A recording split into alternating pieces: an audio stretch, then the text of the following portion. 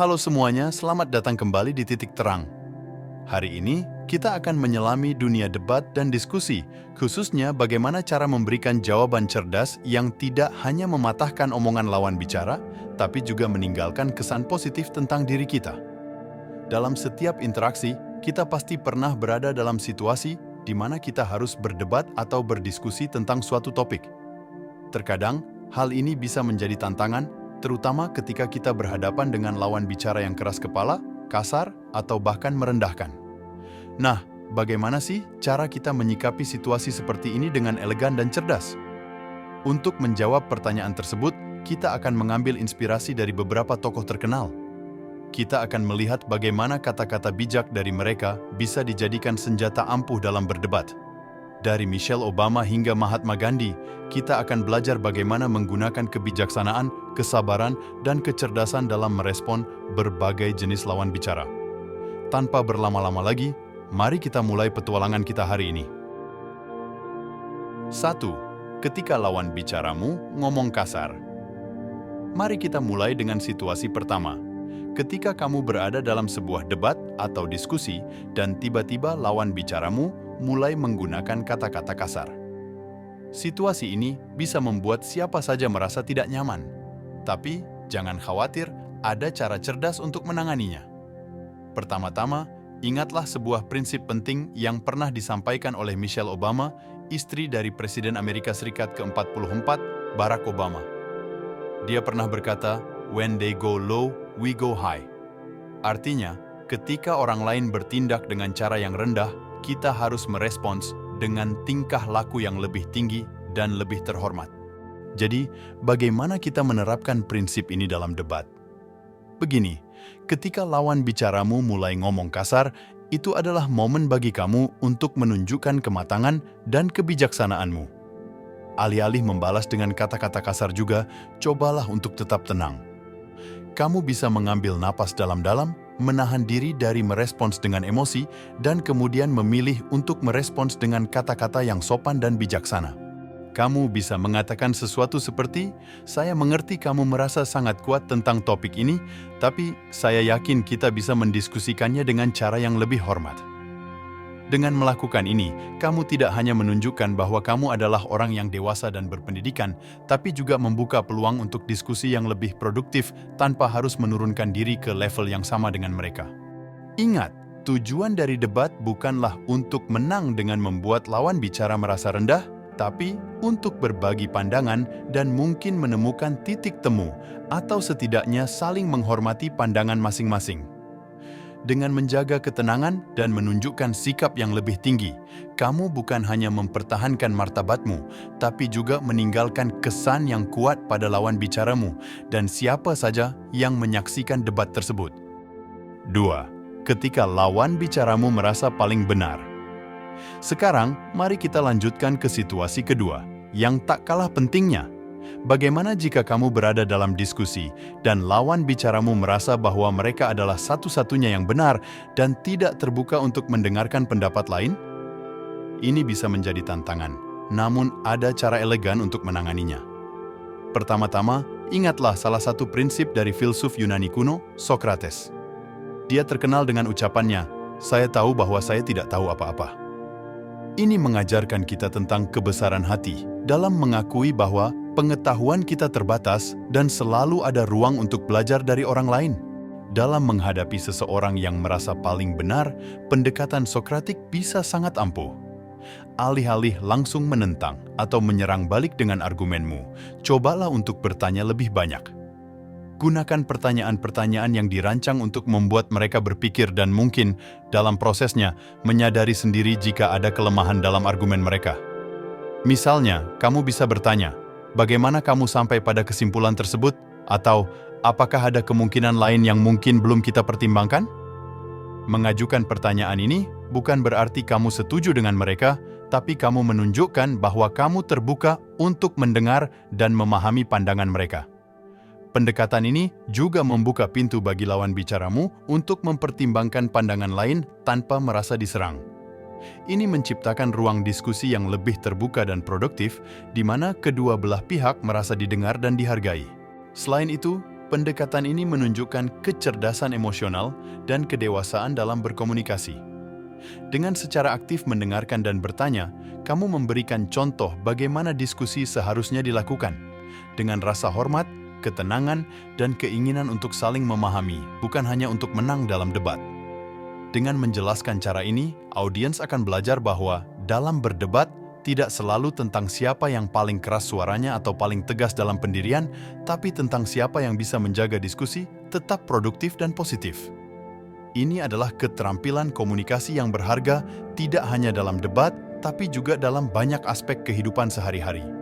3. Ketika lawan bicaramu menghina fisikmu. Beranjak ke situasi ketiga, kita akan menghadapi salah satu bentuk serangan dalam debat yang paling rendah, penghinaan terhadap fisik seseorang. Sangat penting untuk mengetahui cara merespons dengan bijak ketika hal ini terjadi. Eleanor Roosevelt, seorang diplomat dan aktivis hak asasi manusia, pernah berkata, "No one can make you feel inferior without your consent." Kata-katanya mengingatkan kita bahwa kekuatan untuk merasa rendah atau tidak datang dari dalam diri kita sendiri, bukan dari kata-kata orang lain. Jadi, apa yang harus dilakukan ketika lawan bicaramu mulai menghina fisikmu? Langkah pertama dan yang paling penting adalah mengingat bahwa serangan pribadi adalah tanda kelemahan argumen lawan. Ini seringkali merupakan taktik untuk mengalihkan perhatian dari topik utama karena mereka kekurangan bukti atau argumen yang kuat. Cara yang bijak untuk merespons adalah dengan tetap fokus pada topik diskusi dan tidak terjebak dalam serangan pribadi. Kamu bisa dengan tenang menyatakan, "Ayo, kita fokus pada isu yang sedang kita diskusikan dan bukan pada serangan pribadi."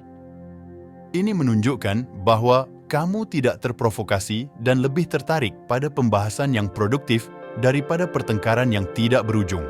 Selain itu, menunjukkan kebijaksanaan dengan tidak membalas serangan personal dapat meningkatkan kredibilitas dan martabatmu di mata para penonton atau peserta diskusi lainnya. Kamu menunjukkan bahwa kamu di atas adu domba yang rendah dan lebih mementingkan pertukaran ide yang berarti.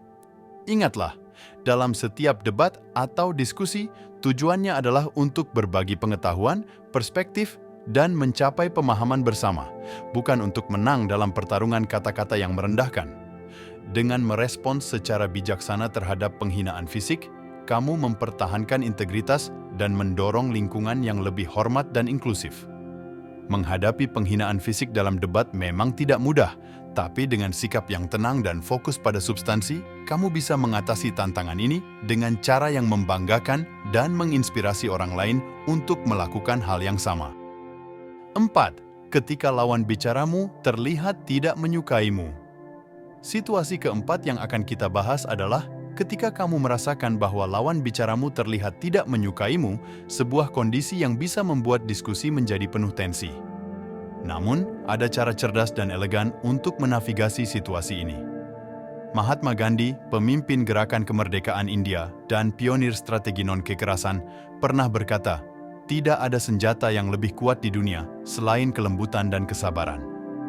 Kata-katanya mengajarkan kita bahwa kekuatan sejati terletak pada kemampuan untuk tetap tenang dan bersikap baik bahkan di hadapan permusuhan.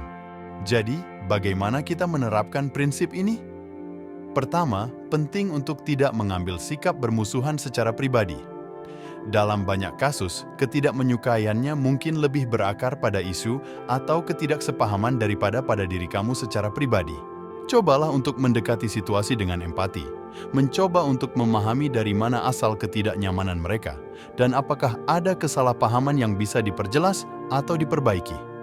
Selanjutnya, tunjukkan kesabaran dan kelembutan dalam responsmu. Ini tidak berarti kamu harus setuju dengan segala sesuatu yang mereka katakan, tetapi kamu bisa merespons dengan cara yang menunjukkan bahwa kamu mendengarkan dan menghargai pandangan mereka. Misalnya, kamu bisa berkata, "Saya menghargai perspektifmu, dan saya ingin memahami lebih lanjut tentang apa yang membuat kamu merasa begitu." Pendekatan ini seringkali dapat mencairkan es dan menunjukkan bahwa tujuanmu bukan untuk bertengkar, tetapi untuk mencapai pemahaman yang lebih baik. Ini bisa mengubah dinamika diskusi dari konfrontatif menjadi kolaboratif, bahkan jika pada awalnya tampak mustahil. Akhirnya, ingatlah bahwa Tidak semua diskusi akan berakhir dengan kesepakatan, dan itu tidak apa-apa. Tujuan utama adalah untuk berkomunikasi dengan hormat dan mencoba untuk memahami satu sama lain, bukan untuk memaksa kesepakatan atau mengubah pikiran seseorang secara paksa. Dengan menangani situasi di mana lawan bicaramu terlihat tidak menyukaimu dengan kelembutan, kesabaran, dan pemahaman, kamu tidak hanya memperkuat posisimu dalam diskusi, tetapi juga membuka jalan bagi dialog yang lebih konstruktif dan hormat. Ini adalah keterampilan yang berharga yang akan berguna dalam berbagai aspek kehidupan, dari situasi profesional hingga interaksi sosial. Dan itulah pembahasan kita hari ini tentang cara-cara memberikan jawaban cerdas saat berdebat untuk mematahkan omongan lawan bicara dengan mengambil inspirasi dari kata-kata bijak para tokoh terkenal. Dari menghadapi kata-kata kasar hingga berurusan dengan penghinaan fisik, kita telah melihat bagaimana kebijaksanaan, kesabaran, dan kelembutan dapat menjadi alat yang ampuh dalam komunikasi kita sehari-hari. Menghadapi diskusi atau debat yang menantang memang bukan hal yang mudah. Namun, dengan mempraktekkan prinsip-prinsip yang kita bahas hari ini, kamu bisa meningkatkan kemampuanmu untuk merespons dengan cara yang lebih matang, bijaksana, dan efektif. Ingat, tujuan dari berkomunikasi bukan hanya untuk menang dalam argumen, tapi untuk membangun pemahaman, memperkuat hubungan, dan, jika mungkin, mencapai kesepakatan yang bermanfaat bagi semua pihak. Sampai jumpa di video selanjutnya.